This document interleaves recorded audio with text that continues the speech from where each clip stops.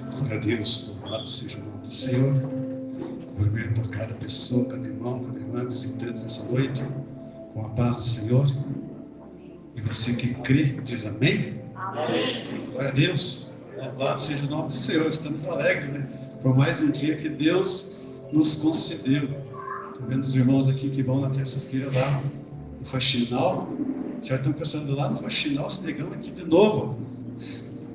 Estamos aí novamente para pregar a palavra de Deus dessa vez. Lá eu faço louvor e de vez em quando prego, e aqui vamos pregar hoje. Não vamos cantar hoje.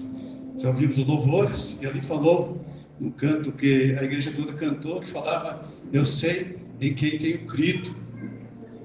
E é quase o tema dessa palavra. Você sabe, tem certeza em quem você tem crido? Às vezes você diz amém, mas lá no fundo mesmo você não tem tanta certeza. E nós vamos ver pela palavra que nós não temos tanta certeza assim muitas vezes. Eu quero que você se acomode no banco, se ajeite bem aí. Se quiser uma água, pode pegar, mas não faça muito barulho. Desligue o celular se for possível, porque hoje a palavra vai ser forte. A última vez que eu preguei aqui foi mamão com açúcar, tranquilo, né? Hoje vai ser um pouquinho forte, mas eu tenho que pregar. Tenho que pregar. Há 37 anos eu faço isso. Eu converti com 23 e abril do ano que vem vou para 60 anos. Então são 37 anos na presença de Deus. Por quê? Porque eu sei em quem eu tenho crido. E você tem que ter, de vez em quando eu digo para você, você tem que ter experiências com Deus de vez em quando. De vez em quando tem que ter. E o que vem de Deus é bom. Eu não posso dizer que a experiência é boa, porque o que vem de Deus é bom. Você tem que ter experiências com Deus. Você tem que ter surpresas com Deus. E de vez em quando estou sentado ali, lembro desses mais de 3 décadas da presença de Deus, eu lembro de alguma coisa, que sempre Deus está fazendo alguma coisa na minha vida. Se não fosse assim, eu ficava lá, na religião que eu estava há 23 anos. E eu estava lembrando nessa semana de uma surpresa que Deus me pregou. Eu orei com uma pessoa num dia, e a outra pessoa no outro dia, ela falou que tinha recebido a bênção já. Disse, mas já? Daí eu falei assim para a pessoa, mas já? De um dia para o outro. São surpresas de Deus na vida tua e na minha. Isso é para a honra e glória do nome do Senhor Jesus Cristo. De um dia para o outro, ele recebeu a bênção. E outra surpresa que eu tive a semana passada. O rapaz que eu nunca vi na vida, ele olhou para mim e disse, você é pastor? Nunca vi aquele rapaz. Eu disse, na verdade, eu fui ordenado pastor na Brasil para Cristo, há muitos anos atrás. E nas igrejas que tem assim, uma estrutura melhor, vamos dizer assim, a pessoa é ordenada pastor e tem que ter pelo menos 1 ano de teologia básica.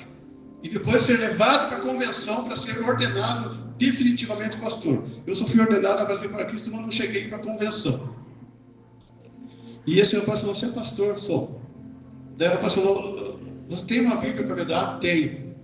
Em resumo, eu peguei a Bíblia, tenho 3 Bíblias em casa, peguei uma e levei para ele. Eu perguntei que igreja estava frequentando, ele disse que é a igreja do pastor apóstolo Valdemiro. Glória a Deus, amém, não importa a denominação. Pega essa Bíblia e vai para o culto, vai para a igreja. São as surpresas de Deus em nossas vidas. Quando de repente Deus faz algo na tua vida, que a única explicação é Deus. E o crente, o cristão, tem que ter essa surpresa. De vez em quando tem que ter. Porque senão, como a pastora falou aqui, algo está errado. Se você pega no arado e desiste, algo está errado. Isaías 41:10. É interessante que cada vez que Jesus ele abençoava as pessoas, ele nunca jogava assim a bênção, pá, você é abençoado, pá, você está curado, pá, não. Sempre tinha que fazer alguma coisa. Ou seja, você, eu, nós temos que fazer aquilo que é possível a nós fazermos para depois vir a bênção. Todas, sem exceção, das bênçãos que Jesus fez aqui na terra, milagres, curas, tudo, sempre houve algo a se fazer antes. E até lá na ressurreição de Lázaro, se você notar, Jesus disse para Lázaro, sai para fora. Mas no sentido espiritual, Lázaro, ele já estava ressuscitado então lá dentro. A Bíblia diz que fazia 4 dias que estava morto. Mas então por que Jesus falou, Lázaro sai para fora? Já parou para pensar nisso? Então, lá dentro do túmulo, Deus, através de Jesus Cristo, porque ele pediu ao Pai, né? Ele ressuscitou Lázaro lá dentro, antes de sair para fora. A obra aconteceu. Lázaro, nesse caso, não fez nada. Por quê? Porque ele estava morto. Aí tem uma explicação. Mas nós que estamos vivos, temos sempre que fazer algo. Veja ali, Isaías 41:10. Vou ler o versículo todo, esse vai ser o versículo-chave. Depois vou dar alguns versículos de referência aqui. Isaías, o profeta messiânico, que profetizou de Cristo há mais ou menos 600, 700 anos antes do nascimento de Cristo. Chamado profeta messiânico. Um dos 4 profetas, chamados profetas maiores. Não maiores assim no sentido de que eram maiores que os outros, não. Maiores no sentido que escreveram mais na Bíblia. É Isaías, Jeremias, Daniel e Ezequiel. Os 4 profetas chamados profetas maiores. Ali diz 41:10. Aliás, por curiosidade, vamos ver como é que está o conhecimento da igreja, você que participava da escola bíblica. Quem é, pela Bíblia, o maior profeta que esteve nessa terra? Quem sabe? Vai ganhar um chocolate no Natal. Qual o maior profeta? E agora? Cadê os pregadores e pregadoras? Qual o maior profeta? Chute, não tem problema se errar. Quem? Quem? Não é. Isaías 41:10. João Batista. O próprio Jesus falou, né? 41:10. Não temas, porque eu sou contigo, não te assombro, porque eu sou teu Deus, eu te fortaleço, te ajudo e te sustento com a minha destra fiel. 2 coisas que nós temos que fazer para que Deus possa começar a abençoar. Primeiro, não temer. Lá em Isaías 41:13. Aliás, 2 Timóteo 1:7 primeiro.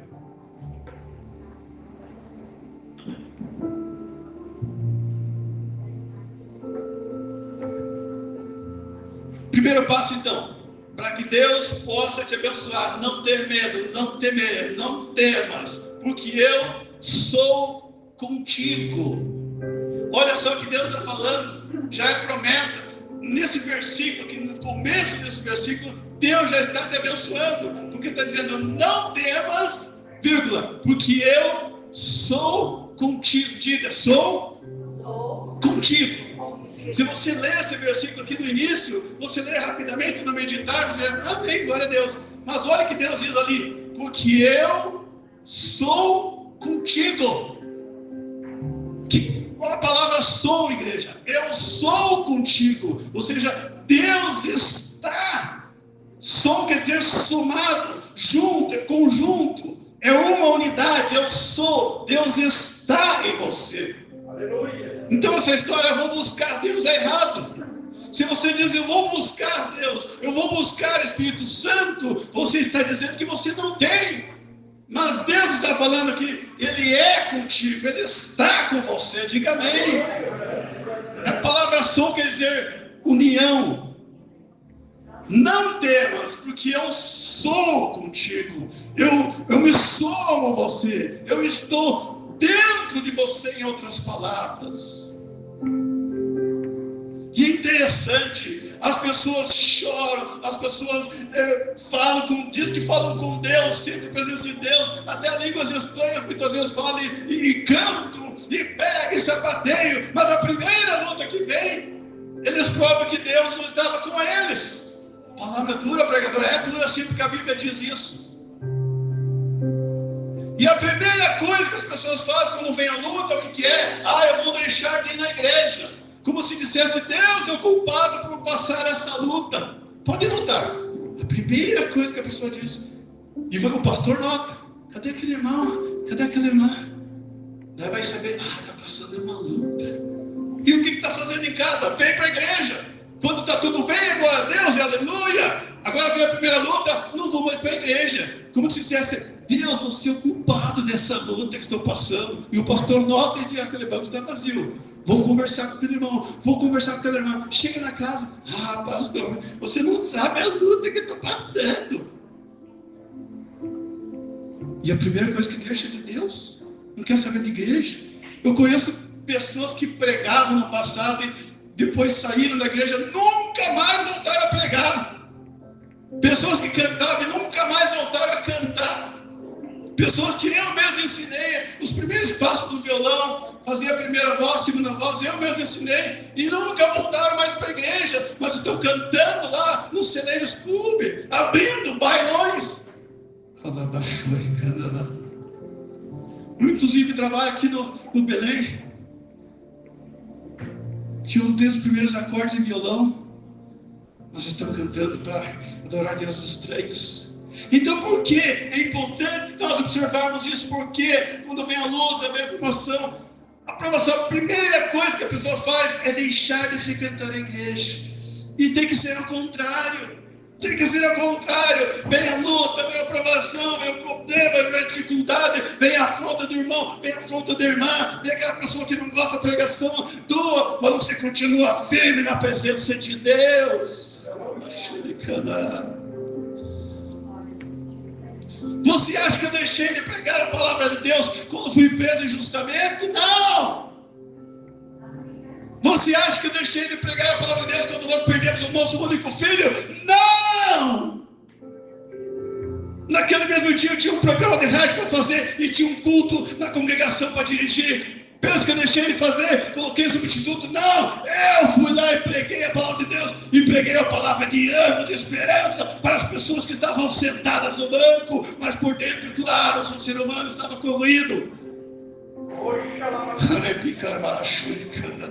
Então Deus diz: não temas, para você que é medroso, para você que está no banco muitas vezes: não, essa luta é grande, eu acho que não vou vir a última vez na igreja, não venho mais. E você que está sentado no banco, você pensa ao contrário, diz: é isso mesmo, pregador, eu passei por tudo isso e também estou firme na presença de Deus.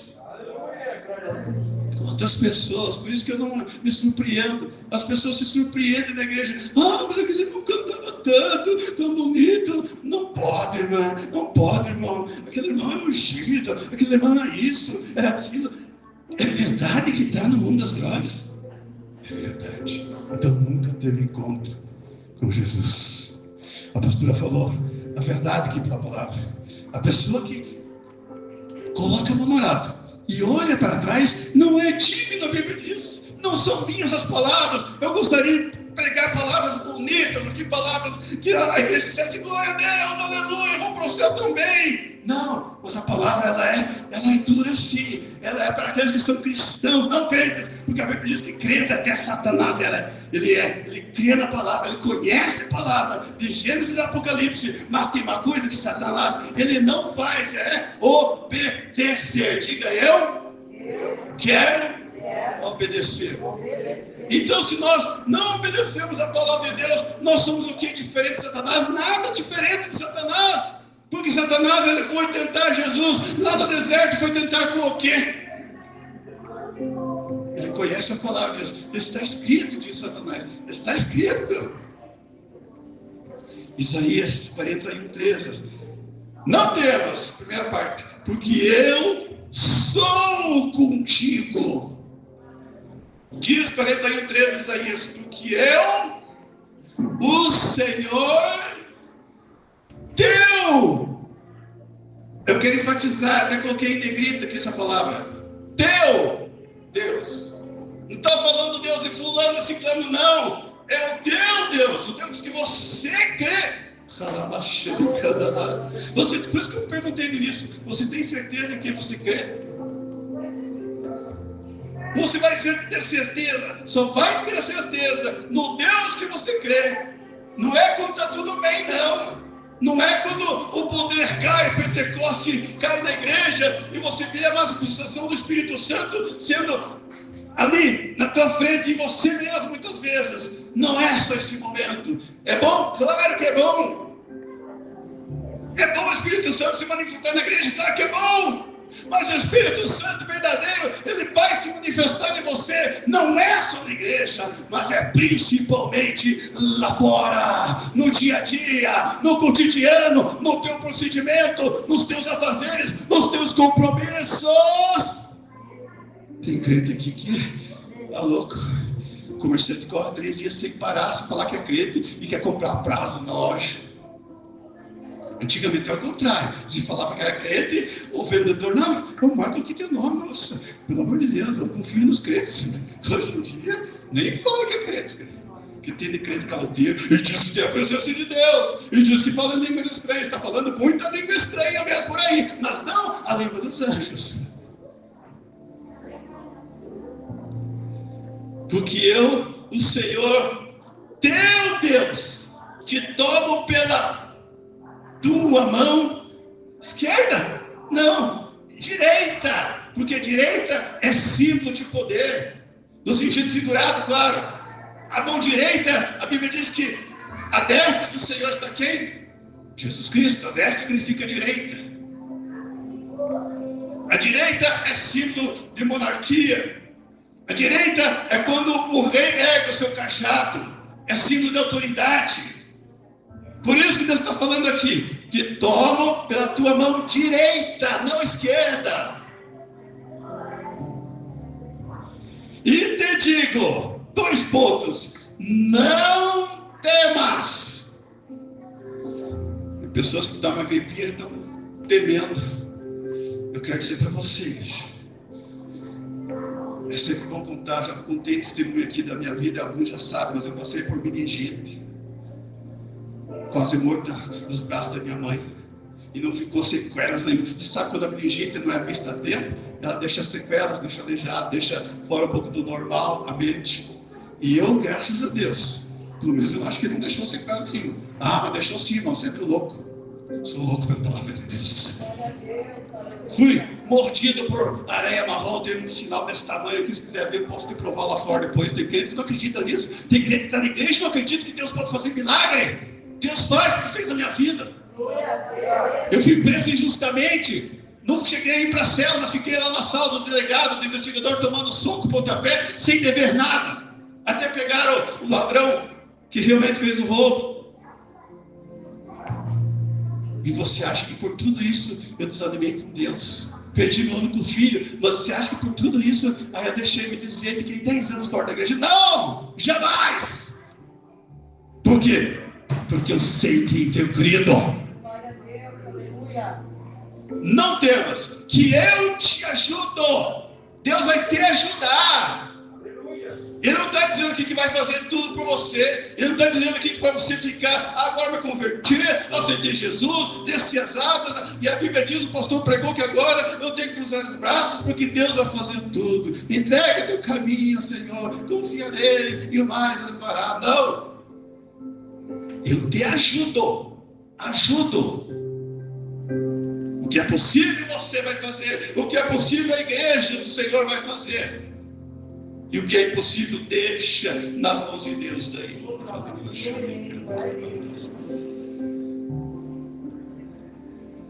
Primeira parte, né? Porque eu sou contigo.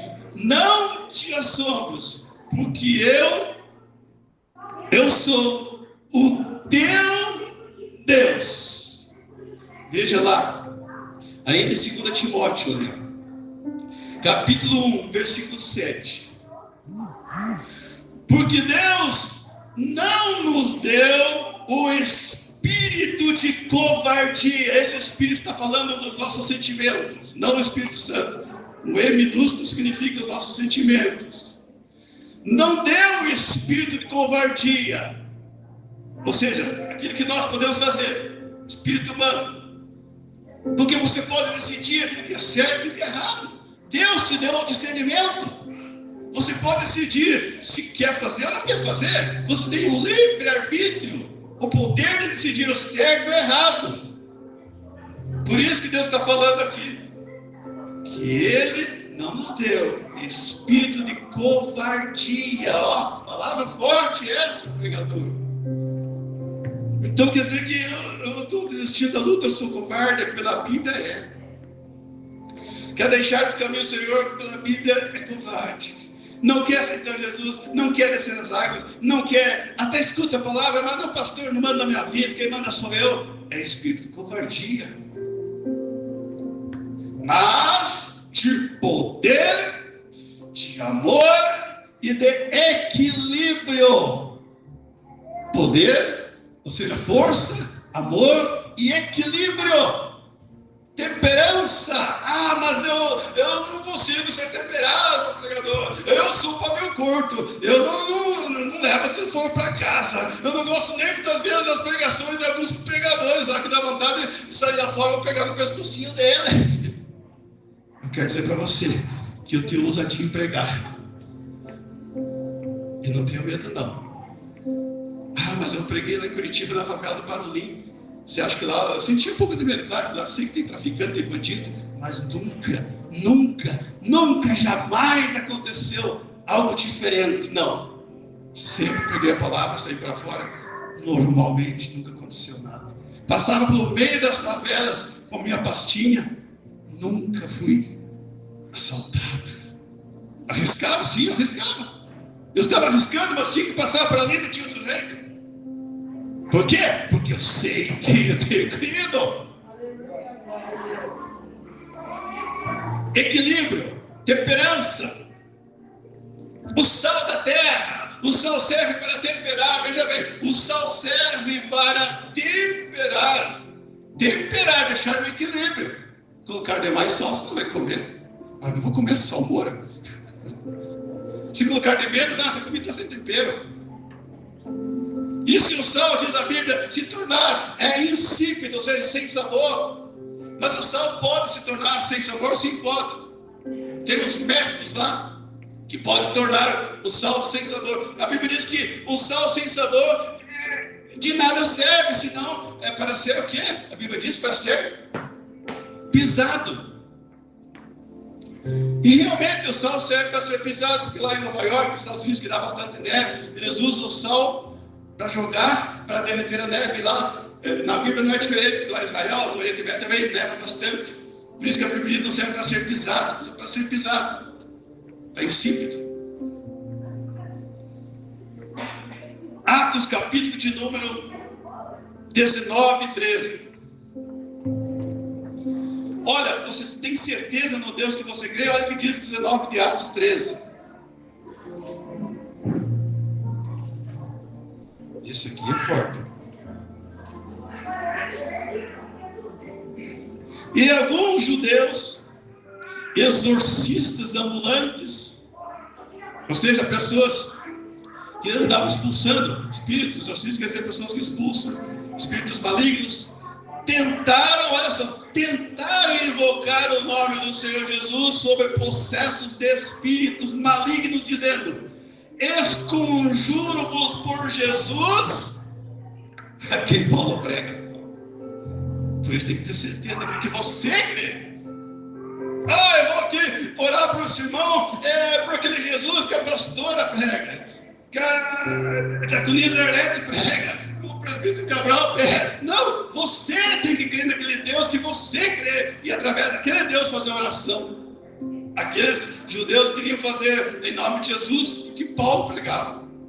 Esconjuro-vos por Jesus a quem Paulo prega. E o 14 diz: os que faziam isto não era pouca coisa, eram 7 filhos de um judeu chamado Seva, sumo sacerdote.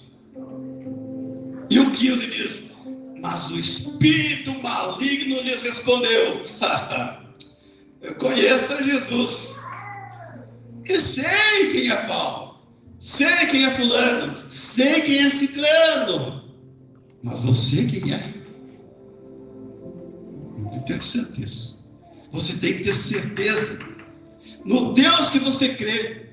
Não é só dizer em nome de Jesus. As pessoas pensam: ah, mas o pastor diz que o nome de Jesus tem poder, sim. Só que você, lembra que nós lemos aqui? Deus tem que estar contigo. Não adianta citar o nome de Jesus se você não tem certeza do Deus que você crê. Não adianta citar em nome de Jesus, em nome de... Não adianta. Você pode pegar a Bíblia aqui e bater na cabeça do possesso demônio. Sai em nome de Jesus. Você vai matar, mas não vai expulsar. Sai em nome de Jesus, sai em nome de Jesus. A palavra tem poder, não é essa palavra física. Essa Bíblia diz: pode bater na cabeça de qualquer um que vai só machucar. Você tem que ter Jesus na tua vida, dentro de você. Não adianta ser em nome de Jesus, em nome de Jesus. O nome de Jesus só tem poder.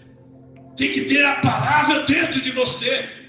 O que o salmista disse? Escondi a palavra no meu coração. Esconder no sentido, não no sentido de deixar escondida ali, não, zelar pela palavra, guardar a palavra. Guardei a palavra no meu coração. Esse coração espiritual, não é esse coração físico, não é o coração figurado, não, é o coração espiritual, nossa cabeça, por onde entram as coisas boas e coisas ruins, por onde nós fazemos coisas boas e fazemos coisas ruins se nós quisermos, porque nós temos o nosso livre-arbítrio. Você pode decidir o que fazer.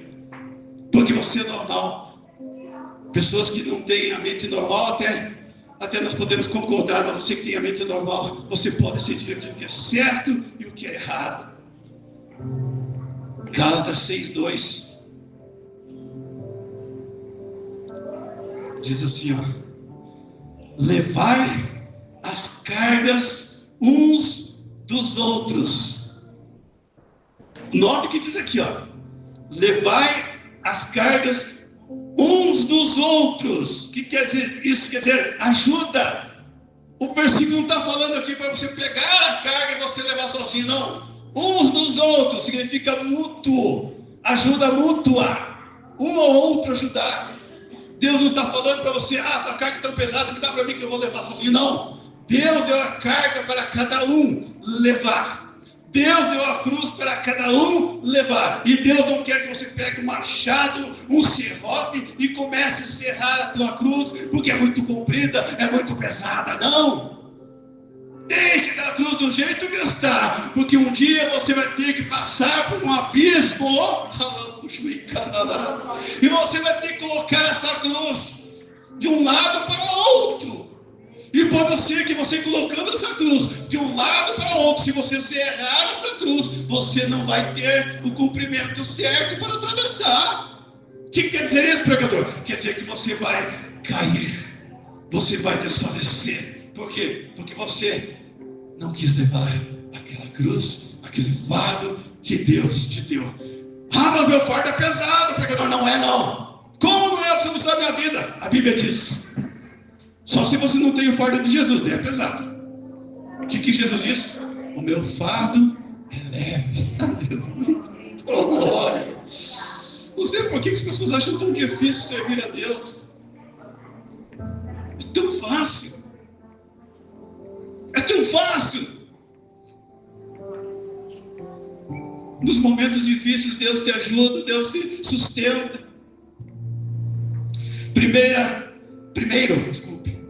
No Novo Testamento é primeira, está se referindo à carta, mas lá no Antigo Testamento é livro. Então, primeiro livro de Samuel, capítulo 7, versículo 12. Quantas pessoas, elas são curadas na igreja, elas são libertadas na igreja, e como eu acabei de falar aqui na primeira luta que vem, a primeira coisa que eles deixam da igreja. Do amigo não deixa, da amiga não deixa, dos amigos do mundo não deixa, até da família não deixa, mas a igreja é a primeira coisa que deixa. Como se Deus fosse culpado. Mas aqui, Samuel deu um exemplo de agradecimento. Depois que venceu os filisteus, ele colocou uma pedra entre as cidades dele. Tem marcado aqui: Mispa e Sem. Ele pegou uma pedra e colocou ali, na fronteira, vamos dizer assim, dessas duas cidades, Mispa e Sem. Depois que Israel venceu os filisteus. O que quer dizer isso? Quer dizer, em agradecimento, aquela pedra era um sinal de agradecimento por Deus ter livrado Israel das mãos dos filisteus. Está entendendo, igreja? Dos filisteus. Ou seja, os problemas, as dificuldades, os maremotos do templo, no sentido espiritual, aí fora. Filisteu. Tudo aquilo que é luta, que é problema, que é dificuldade, nós podemos colocar aqui no campo do filisteu. E você, Israel, E se você é Israel, Deus está contigo, diga amém. Deus estava com Samuel, por isso que ele colocou essa pedra, chamada Ebenezer, que quer dizer mais ou menos pedra de ajuda, pedra de socorro, como sinal de agradecimento. E olha o que ele diz aqui: tomou então Samuel uma pedra e a pôs entre Mispá e Sei. Ele chamou Ebenezer, que em hebraico quer dizer pedra de ajuda ou pedra de socorro, num sinal de agradecimento, e disse: até aqui nos ajudou. Note bem essa palavra: até aqui nos ajudou o Senhor.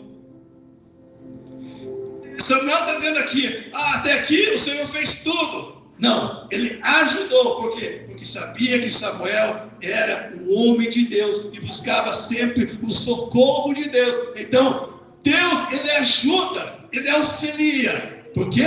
Porque ele é o Deus que está presente com você, ele está em você. Não é que você vai buscar a Deus, não é que você vai buscar o Espírito Santo, mas ele está em você. E a pessoa que tem Jesus Cristo, a pessoa que tem Espírito Santo, igreja, eu vou falar algo que é forte aqui, mas ela não precisa nem falar que é crente. As pessoas vão notar em você, sem você falar nada. Aqui tem um exemplo na Bíblia, daquele profeta que comia pão na casa daquela mulher. E aquele profeta nunca falou que ele era homem de Deus, nada, mas a mulher notou e falou para o marido dela: eu noto, eu observo que esse homem que sempre come pão na nossa casa é um santo homem de Deus. As pessoas têm que notar em você, pelo teu procedimento, pelo teu modo de ser. As pessoas têm que se surpreender quando olharem para você e falar: nossa, eu vejo que você é diferente, eu vejo que você tem um olhar diferente, eu vejo a paz, eu sinto paz em você. Agora esse negócio de crente para ver o culto aí não é de Deus. Esse negócio de crente que não aceita ser corrigido pela palavra não é de Deus. Eu sou crente, mas eu não aceito ser humilhado pelo pastor. Eu aceito ser humilhado pelo pastor. Você é um homem de Deus, pela pastora você é uma mulher de Deus, eu aceito. Eu já fui colocado no banco, já contei esse testemunho, muitas pessoas não sabem. Já fui colocado num banco, numa pregação que o meu irmão não gostou uma vez. E o pastor ouviu a irmã e me colocou no banco. O irmão ficou um tempo sem pregar. Tá bom, amém, glória a Deus, fiquei no banco. Depois voltei, preguei. E olha o que Deus faz. Na congregação que eu dirigia, essa mesma irmã, ela passou por uma luta. Olha o que Deus faz, igreja. Isso é justiça. Isso é justiça. Que Deus faz justiça por você. Essa mesma irmã foi pedir oração da sua família, por ela, pelos seus filhos, e fez uma corrente na congregação. Essa mesma irmã, eu fiz de conta que nem sabia de nada, mas eu sabia que era essa irmã que tinha reclamado com o pastor.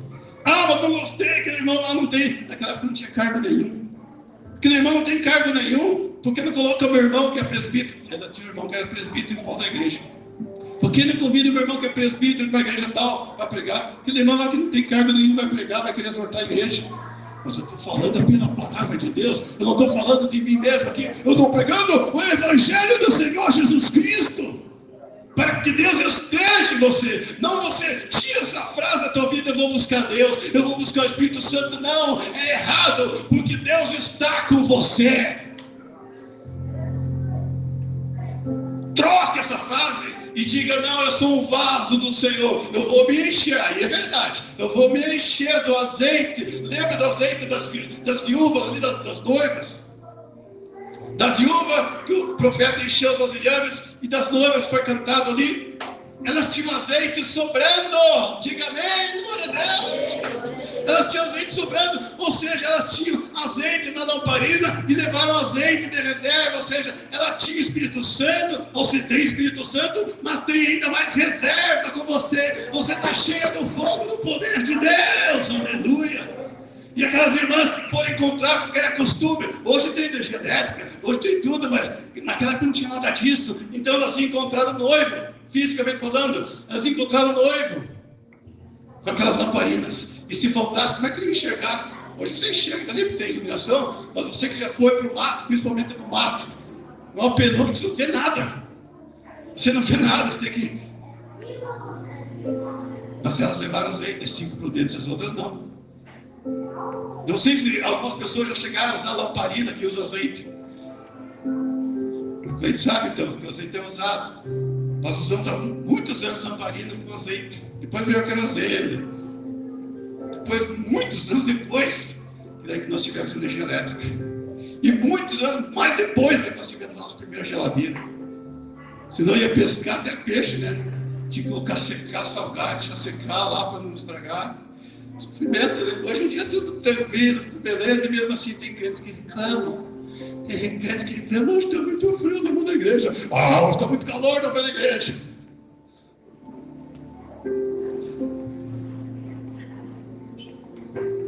Levai as cargas uns dos outros, e assim cumprireis o quê? A lei de Cristo. E você que crê diz amém? Amém. E agora aplauda bem forte o nome de Jesus Cristo. Fique com esta palavra. Fique com o azeite funcionado do Espírito Santo na tua vida. E você vai ter sempre azeite de reserva. Espírito Santo de reserva na tua vida.